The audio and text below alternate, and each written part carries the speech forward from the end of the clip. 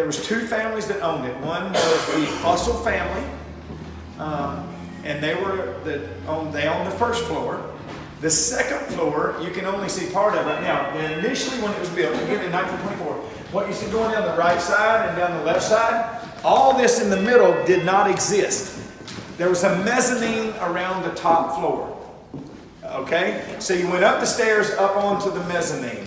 The bottom floor was owned by the Fussells. The top floor was owned by the Butners. That's right.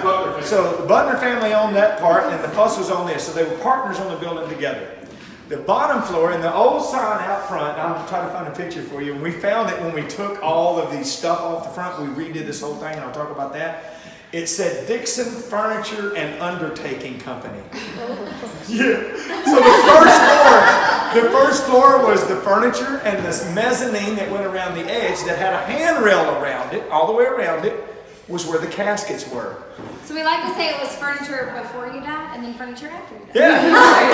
Take care of it. You can get it coming and going. Oh, So after a while, business got really good for both of them, and well enough for the mortuary that they bought a new building and started what is now Dixon Funeral Home. So when that happened, so around 1940 something, late 40s, early 50s, and we know this based on photos, the Fussells said we need more room. We don't want just the mezzanine, because they had just the mezzanine for a long time.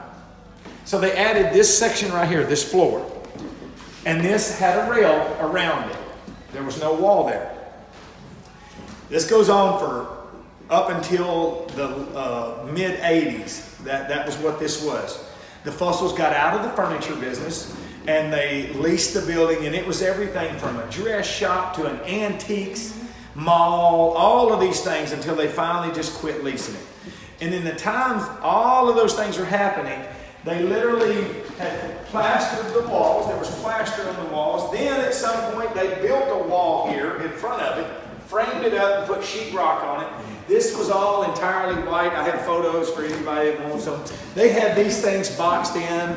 These were just columns all the way down through here with a wood thing there. They framed this up, and it was really shabby. We took everything off. Except for the states. So except for the states.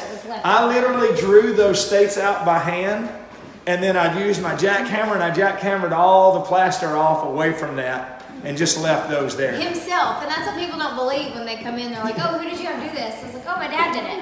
No, we know it was his idea, but who did it? Like, no, I did it myself. He did it with the jackhammer himself. Like, he was super stoked about using the jackhammer. So. It was fun. He did it. It was fun. He did it. Funny thing is, though,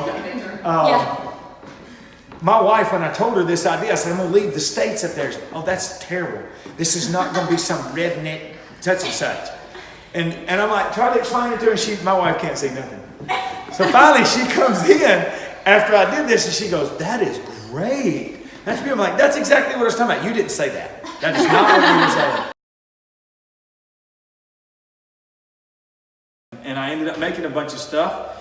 And with that stuff that I made and the honey, Alex started selling on Facebook.